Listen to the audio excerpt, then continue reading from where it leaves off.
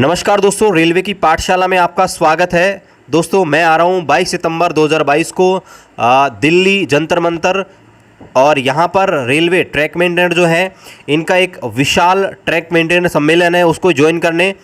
तो यहाँ पर मैं बताता हूँ कि इसकी आवश्यकता क्यों पड़ी और ये सब कुछ मामला क्या है। तो चलिए शुरू करते हैं। यहाँ पर दोस्तों देखो, रेलवे में एक पोस्ट होती है, इसका नाम होता है ट्रैक मैन और इसको रेलवे ट्रैक मेंटेनर बोलते हैं। दोस्तों ये जो पोस्ट होती है रेलवे में बहुत ही महत्वपूर्ण पोस्ट होती है, क्योंकि ये जो लोग होते हैं रेलवे में ट्रैक मेंटेनर, ये और मैं खुद भी हूँ, तो ये रेलवे के ट्रैक के मेंटेनेंस के लिए और ट्रैक की सुरक्षा के लिए जिम्मेदार होते हैं। चाहे कैसी विषम परिस्थितियों, सर्दी हो, गर्मी हो, बारिश हो, ये रेलवे के जाबाज सिपाही होते हैं। रेलवे की इनको आर्मी बोलते हैं, एक तरीके से ऑरेंज आर्मी के नाम से जाना जाता है। और किसी विषम परिस्थितियों, सर्दी के दिनों में जब हम कंबल में, रजाई में सो रहे होते हैं, तब ये 20-20 किलोमीटर पैदल चलकर रेलवे ट्रैक को देखते हैं कहीं से फ्रैक्चर तो नहीं है, ताकि गाड़ियाँ इजीली जा पाएँ। बारिश में भीगते हुए वही आपके 20-20 किलोमीटर तक रेलवे ट्रैक को देखना। गर्मी में जब 55 से 60 डिग्री सेल्सियस तापमान हो रहा होता है, तब रेलवे ट्रैक की सुरक्षा करना 20-20 किलोमीटर चल के।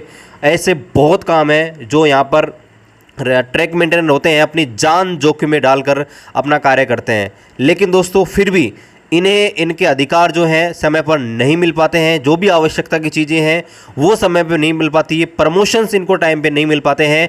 इनको लेकर ये एक विशाल सम्मेलन यहाँ पर किया जा रहा है। मैं आपको इसकी मोटी मोटी बातें बताऊँ तो देखिए, जब हम इनिशियली भर्ती होते हैं लेवल 1 में, ग्रुप डी में, तो हमें क्या होता है, सेम भर्ती प्रोसेस अपनाई जाती है। हम भी एग्ज़ाम देते हैं और उसके बाद में फिजिकल भी सेम होता है। लेकिन जब पोस्ट अलॉटमेंट होता है तो वहाँ से सब कुछ सिस्टम चेंज हो जाता है, सबको अलग अलग पोस्ट अलॉट कर दी जाती हैं। तो यहाँ पर क्या होता है, सबको 8 घंटे का ड्यूटी आवर्स है। लेकिन ट्रैक मेंटेनर के लिए मैं बात करूँ तो ड्यूटी आवर्स 11 से 12 घंटे भी हो जाता है। वो कैसे? देखो, ट्रैक मेंटेनर को 2 शिफ्टों में काम कराया जाता है। करंटली जो टाइम चल रहा है वो चल रहा है मॉर्निंग में 7 से 12 और फिर शाम को 3 से 6। अब देखोगे आप तो घर से जो आदमी है वो सुबह 7 बजे जाएगा और शाम को 6 बजे आएगा, यानी कि 11 घंटे लग गए। तो ये जो सिस्टम है इसको बदला जाए और इसको 8 घंटे मिक्स करके और 8 घंटे ही बनाया जाए, यानी कि रेस्ट सहित 8 घंटे बनाया जाए। देखो, सबका फैमिली होता है, सबको अपने परिवार का भी ध्यान रखता है। आदमी सुबह जाता है और शाम को लेट आता है, तो बहुत सारी चीज़ें होती हैं। तो पहली जो सबसे बड़ी मांग ये है कि ड्यूटी जो हावर है, ड्यूटी रोस्टर, उसको इस प्रकार से बनाएं कि 8 घंटे ही उसका ड्यूटी आवर्स यहाँ पर काउंट किया जाए, जो कि कंटिन्यू।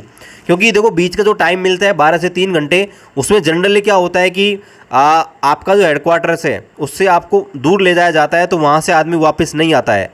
और रेलवे ट्रैक होता है मैक्सिमम जगह जंगलों में होता है, तो वहाँ पर क्या है, रुकने की कोई व्यवस्था नहीं होती है, दूर दूर तक देखने पड़ते हैं, कहीं पेड़ भी नज़र नहीं आते। तो जैसे तैसे करके इस गर्मी में 3 घंटे निकालना बहुत ही कठिन होता है। तो ऐसे में पहली जो सबसे बड़ी मांग है वो ये है कि ड्यूटी रोस्टर है उसको लंच आवर के सहित 8 घंटे किया जाए।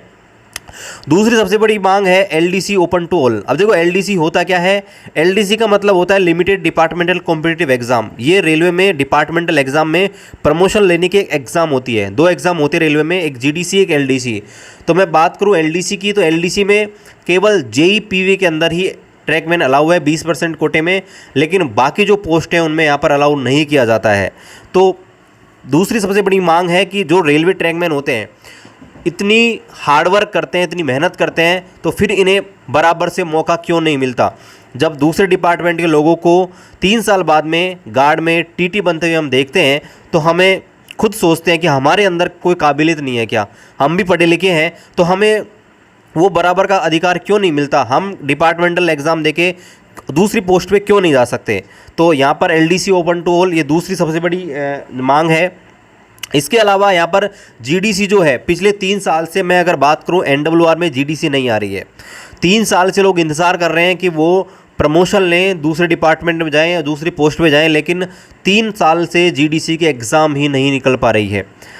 उसका नोटिफिकेशन ही नहीं आया है। 2019 के बाद 2022 आ गया और उसके बाद में एग्ज़ाम आई नहीं है।